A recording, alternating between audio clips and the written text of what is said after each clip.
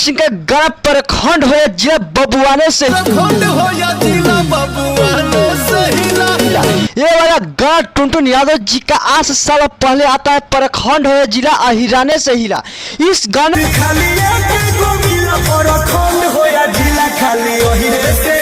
और इस गाने को पवन सिंह के द्वारा इस गाने को चोरी कर लिया जाता है। दोस्तों पवन सिंह के टुकड़ों के द्वारा बताया जा रहा है कि गाना टुनटुन यादव का नहीं बल्कि धर्मवीर सिंह का है। ये आज पता चला कि लोग इतना सीरियस हैं गाना चोरी को लेकर। यूट्यूब डेटा के हिसाब से देखा जाए तो ना तो ये गाना पवन सिंह का है और ना ही धर्मवीर सिंह का और ना ही टुनटुन यादव का। दोस्तों वाकई में ये गाना जिसका है उसका हकदार असली क्रेडिट दिया ही नहीं गया। ये गाना पिंटू लाल यादव का है